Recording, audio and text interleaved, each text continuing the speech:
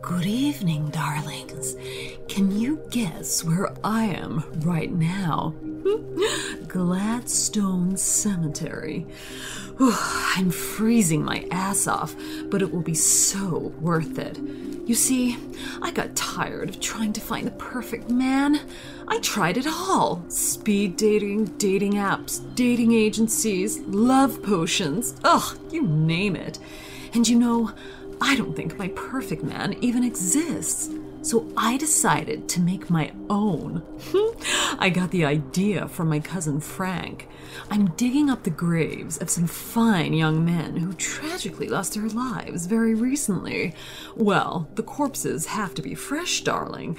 And I'm going to take what I need from their bodies and build myself the perfect man.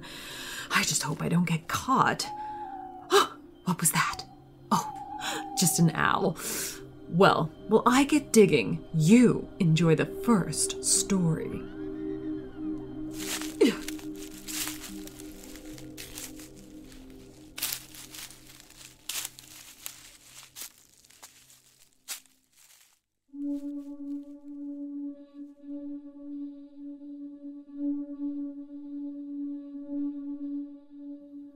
This story takes place in April 2018.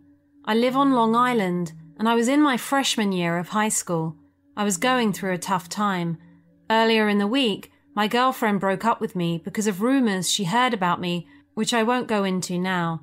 There was a lot of drama going around my life at this time. Depression, broken hearts, you know, typical high school bullshit. My mum knew I was down in the dumps, so one night she took me to get a new phone in the nearby mall. I had an iPhone 5 at the time, going on to iPhone 8, so I needed a new one. We were gone for about an hour. We returned home with my dog greeting us. Let me tell you something about my dog. He's a short, stocky golden retriever who's never violent or vicious in any way. This is important for later. My dad was still at work, so it was my duty to take out the trash. I went through the front door with my dog resting on the porch and went to the side of the house to throw out the trash. When I was throwing the bag, I look over at my neighbour's house, where I saw a guy, dressed all in black, around 6 feet, walking around the side door. Being a paranoid 14-year-old, I had so many red flags going off. Let me tell you something about my neighbours and my neighbourhood. I live in a safe neighbourhood, but not 15 minutes away from walking distance. We live by a town that has a high crime rate, ranging from muggings, drug dealing, and even murders from time to time. My neighbours, on the other hand, have an older stepson who does drag racing in that part of town, so for some stupid reason, I wasn't in the flight or fight mode because I was assuming that this could be one of his friends. Stupid of me, I know. Until I saw another man, and then another. There was 6 guys dressed all in black coming out of the house and from the backyard. Then I knew what was going on, so I tried walking away as if I saw nothing. When I was on my driveway, I saw 2 of the 6 guys slowly walking towards me. My blood went cold.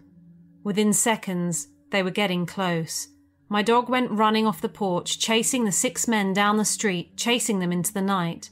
My dog came back, and I was still standing on my driveway trying to process what I just saw.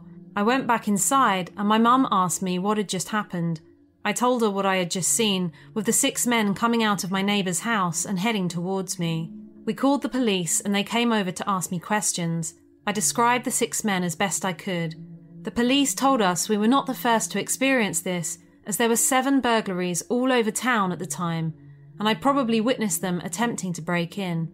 I told the officers about 2 of the guys that had been walking after me. They told me that since I had seen them, they were trying to stop a witness. That was basically a friendly way of them saying that the burglars were going to kill me, since I saw what they were doing. As typical as this could get, the best they could do was a police report. I was always afraid of break-ins, but I never thought I would experience one. To this day, I'm still surprised how my harmless golden retriever saved my life that night and showed me that no matter where you are in this world, this kind of thing can happen to anyone.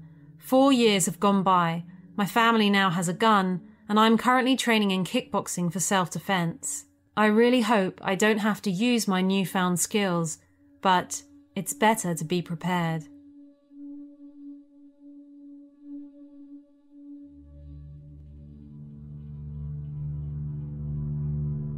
This story happened to me about 5 years ago, an incident that I'll never forget for the rest of my life. It's about how I survived a brutal accident and how I encountered something that couldn't be explained. It's the month of October. I worked that day, and when I finished working, I visited a friend that asked me if I could help them fix their desktop computer.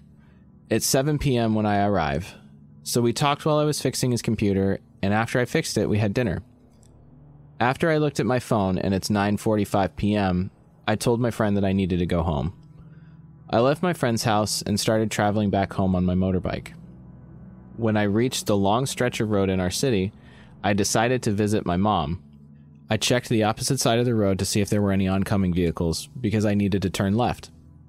I didn't see any, so I used my signal light and slowly started turning left. I remember the road was so dark at the time, but it's always dark on that stretch of road. When I turned, I saw another motorbike. It was so fast and it hit me on my right side. We both crashed. I remember I flew in the air and hit my head on the road. When I was lying in the middle of the road, I already knew I was going to die. I had a big wound in my chest and my stomach, cuts in my head, bruises all over my body, and I'm bleeding all over. I'm in so much pain. I don't want to move. I felt so sleepy. But when I'm about to close my eyes, I remember my kids, and I want to see them before I go. So I opened my eyes and used all my strength to stand. I remember while I was struggling to stand, I was shouting my kids' names, and when I finally got myself to stand, I vomited a ton of blood. I looked at the side of the road and saw some people walking ahead of me. I walked towards them, but I noticed that I'm having a hard time, so I looked at my legs and saw my right ankle is twisted. When I reached the side of the road, I called out for help, and they told me that an ambulance was coming. So what I did was I sat down, held my ankle with my 2 hands, and twisted it back in place. It was so painful that I shouted and cried when I did it. I know that I couldn't wait for the ambulance to arrive. I only had a little time left and I could feel it. So I used all my strength to stand up and walk in the direction of my mom's house. But as I'm getting close to my mom's house, I started to lose my strength and my vision is getting blurry. Maybe because I lost a lot of blood, but I can't walk anymore. I fell down and started to crawl. Just as I'm losing all hope, I heard a car stop, people get out, and carry me inside. One person in that car mentioned my name, so I know that they knew who I was, and I heard someone say, "Let's go to the hospital." I recognized their voices, they were my neighbors. I told them that I wanted to go to my mom's house. When the car stopped, I knew we were there.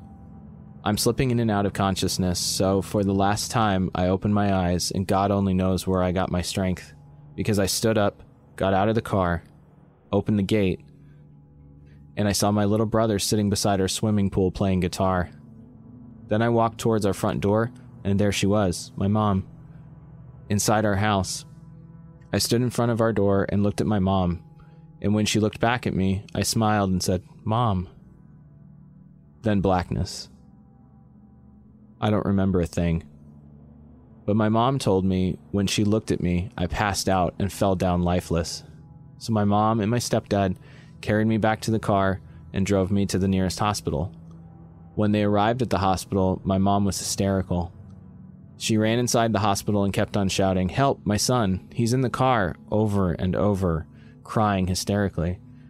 So the hospital staff and nurses ran back to our car to check on me. I can hear a nurse say that I don't have any pulse and I have already stopped breathing. At the time when all of this is happening, all I can remember is I'm floating in the air, and all I can see is a bright circle of light above me. It's incredible. I remembered that as I'm getting closer to the light, I don't feel my pain. I don't feel any sadness. And when I'm closer, I can see trees and grass, flowers, butterflies. It feels like I want to be in that place, like I want to go there. So I reached my hand towards the light, and as I'm about to enter, I heard my mom crying, so I pulled my hand back. As the nurse stopped trying to revive me and was about to turn to my mom and tell her I'd passed away, one of the other nurses saw my head move. She moved closer to me. She was so shocked because I spoke aloud and I kept on repeating the word no. She immediately ran and called the doctor. When I woke up in the morning, I saw my mom and the doctor standing beside my bed. When the doctor told us that they couldn't explain what happened, he shows us my hospital results from the accident. All of my wounds are healed. I don't have any fractures in my body. To this day, I'll never forget the experience that I had.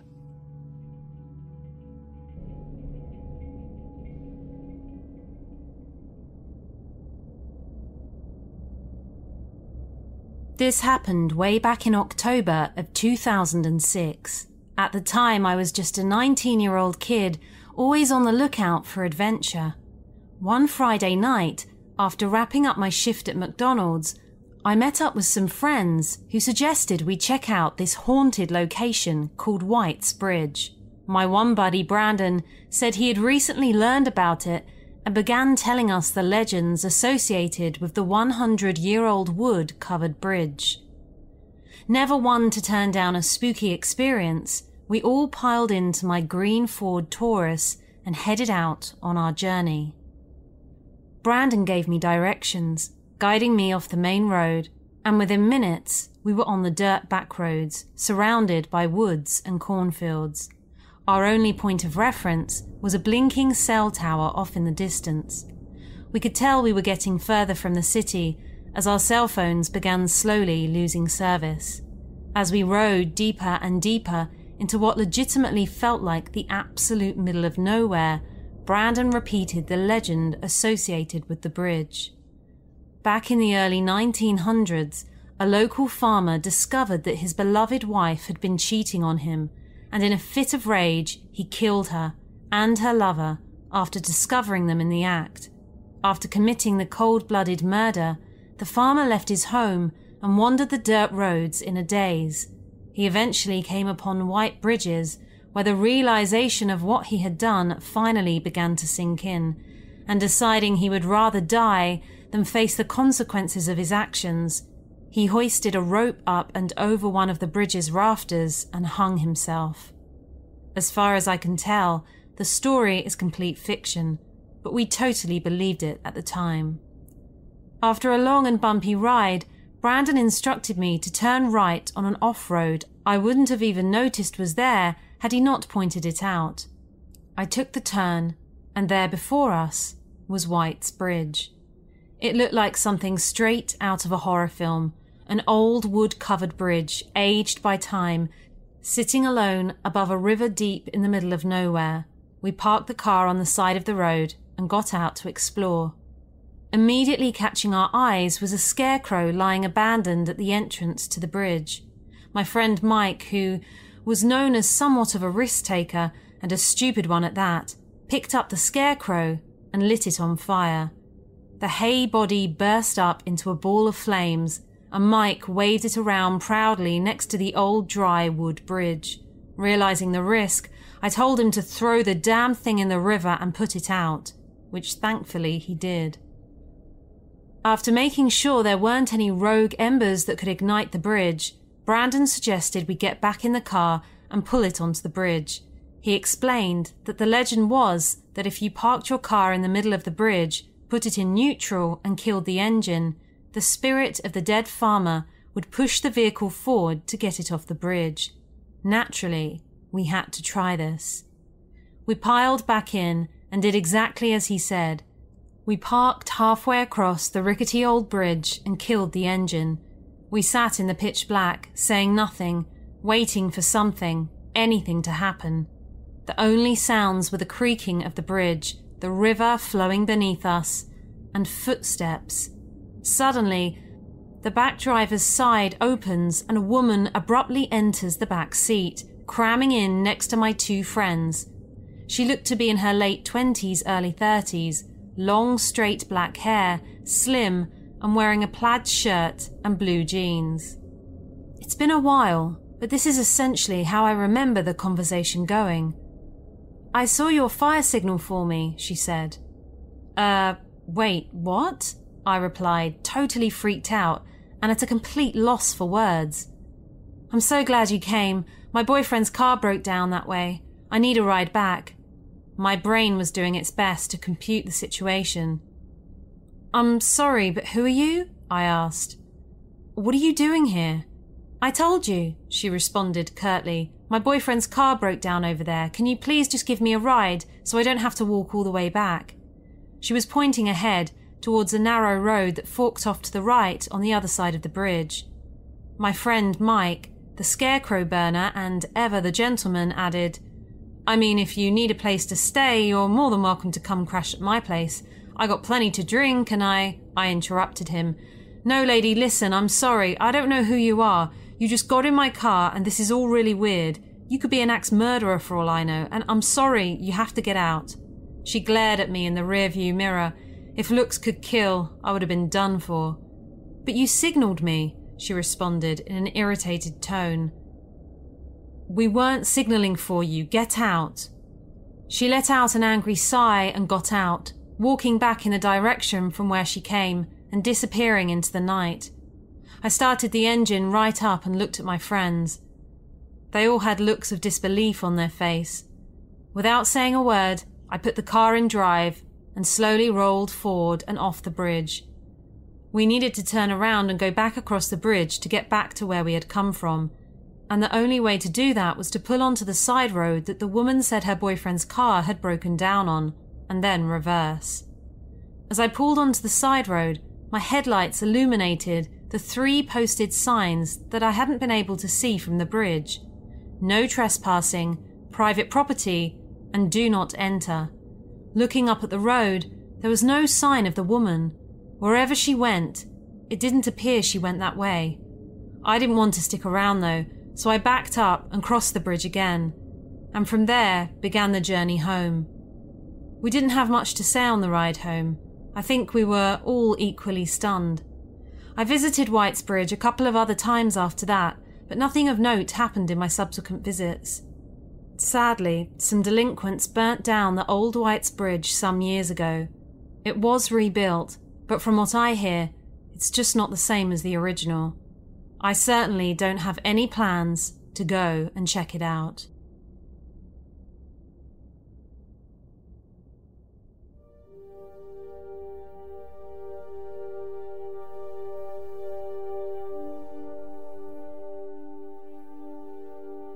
I've experienced an assortment of odd life experiences. Some I'd describe as difficult to explain. Some are just bizarre coincidences, some supernatural. But what I wanted to share today regards premonitions.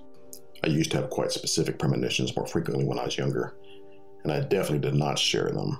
For starters, I never believed them myself, at least not in a supernatural way. I would usually blow it off in my own head as I don't believe it, I just live it. As I became a late teenager, I was becoming more confident in a general sense, and I would sparingly share them with friends, and I knew would not think of me as weird. Well, at least not for that, but the other 6 jillion reasons. Anyway, my then girlfriend, now wife, really enjoyed hearing about them, as she actually believed them at face value for the supernatural properties, not just the peculiarity. For example, I told her how when I was about 12, walking to an infrequently visited childhood friend who lived near my grandparents, I got a feeling he was going to be moving away, the next day specifically, which he confirmed as we played in the front yard, and this blew her mind.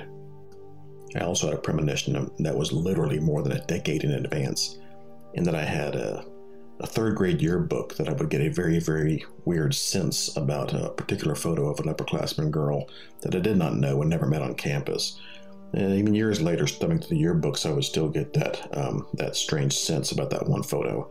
And then later, whenever we were dating, we were bored sifting through our yearbooks and came across that photo. And that's whenever I realized that it was her. I was emotionally overwhelmed, to say the least, and it shocked her too when I told her. And she really then began to invest herself in my premonitions, still even more than myself. Now, these premonitions came with an odd, specific, yet dismissible sensation that it wouldn't become obvious until they materialized in reality. And they never seemed to pertain to practical stuff like lottery numbers, just oddball insights. It was very nebulous and not something that I could count on to the extent that I could prove it with documentation. For starters, I would tend to immediately forget about it because I was busy living life when they'd happen. As we spent more time together and got closer, she got more insistent that I tell her when they hit me so that she can act on them. She basically wanted a combination of proving them and then heeding them when they're about practical or dreadful things. I tried to communicate that it wasn't as easy as that, but I would try. For starters, I was still getting used to just anybody even knowing about these things. Well, one day, at least at the front end, I succeeded. We were married a few years and got a new car and wanted to go on a casual road trip to pack some miles on it. We live in North Texas, decided to go up to central Colorado and then down to New Mexico and then back home in a big triangle, in about 5 days or so. We just finished packing and I was literally locking the front door shut, and a premonition-y sensation hit me. And I turned to her and said, "Before we get back home, we're going to hit and kill a bird." She asked, "Is this a premonition? Are you finally catching yourself in the act?" "Yes, I'm pretty sure." Now, I was already gratified. I finally at least told a witness, but we didn't document it further, and since this is the mid-90s, we didn't have like Instagram to post it on, so it was only proof that wrapped itself around the two of us. A few days later, we had most of the trip behind us and had really long since forgotten about my premonition pronouncement and was driving through boring-ass West Texas on our way home. To those who have not been to West Texas, don't go if you hate flat, desolate, featureless land. Not exaggerating. You could be flying along at 80 miles per hour. Spot a given saguaro cactus laterally out the car window, a mile or so away. You could watch it for what feels like 30 minutes before it falls out of view. We were taking a connection to suit where we had visited, so we were on a bone-straight 2-lane highway. It was so remote that the handful of vehicles that we passed the opposite direction would wave at us when we passed. How does that describe the landscape? The takeaway here is that it's very desolate. Then, in the most utterly random, no reason to happen here moment, a bird took flight right by the road and disintegrated on our windshield with a tragic thud and cloud of feathers. Far too sudden for me to avoid. I turned to her and gave her the "well" look. She was stunned even more, and as I recall, on the edge of crying, very emotional, realizing the realness and all of the previous and presumably future premonitions I've experienced.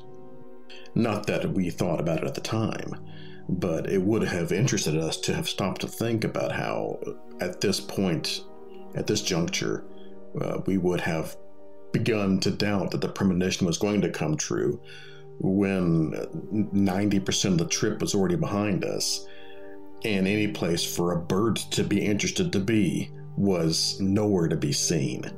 And yet, this is when it decided to happen. Well, she sat there, mouth agape. I'll never forget the look on her face. And all I could think of to say was, "Welcome to my world."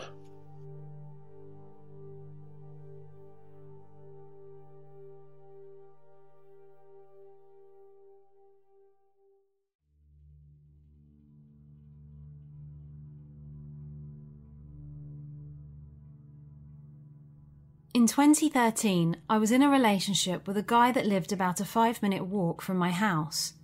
Everything was going well. Even better because he lived so close that we didn't have to get an Uber to visit one another or go out. We could literally walk to each other's houses or the coffee shop. One night, it wasn't too late, so I decided to walk home from his alone. It wasn't really a big deal, as although it was dark, it was winter and not that late, plus I liked to walk. So I started the journey home and I was walking down a particular road. That's when I noticed it. There was nothing particularly unusual about this road, just your typical tree-lined suburban street lined with houses. I had walked down it 1,000 times before. As I was walking, I looked up at a house. It was an old Victorian house that I had never paid much attention to during the day, but at night it looked a little creepy. The garden was unkept, and the house itself looked unlived in. As I got closer, I noticed from the light from the street lamp outside what could only be described as a grey, whitish hand reaching out to draw one of the net curtains upstairs, as if someone was watching outside.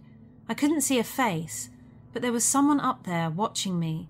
Feeling spooked, I walked a little faster.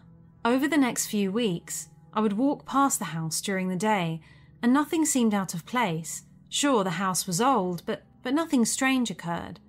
Another night, about a week later, when I was walking past the house again, this time with my boyfriend, he looked up at the window and said, "Oh my God, that hand is there." I looked up, and there it was, that same grey hand pulling back the net curtain. There was no face looking out, just that feeling someone or something was watching us. We walked along faster, and as we started to move out of sight, the curtain dropped, and a face pressed through the netting and visibly looked in our direction. Now I was creeped out.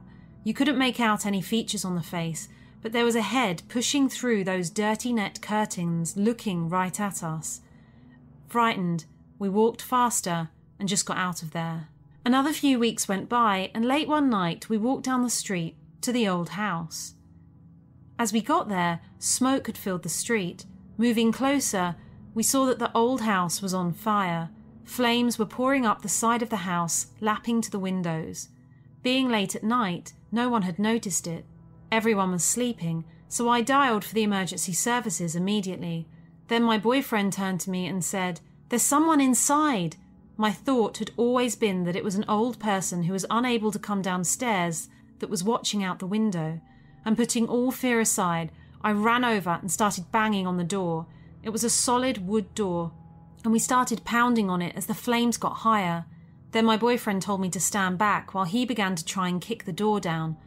All of a sudden, one of the neighbours came out with all the commotion and shouted, "What the hell is going on?" I cried back, "We've got to get this person out who lives there." Before I knew it, with the flames growing higher, the neighbours grabbed my boyfriend from behind and wrestled him onto the street.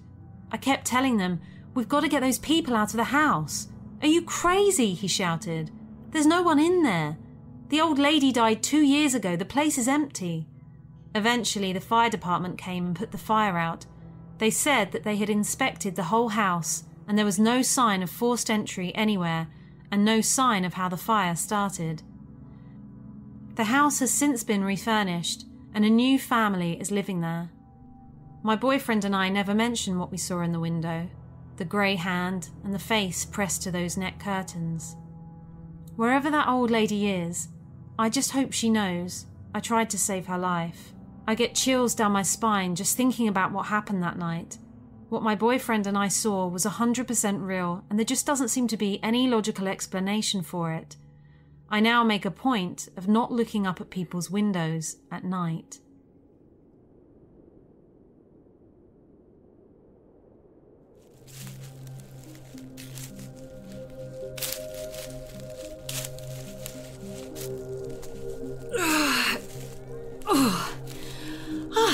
Well, that was a workout and a half.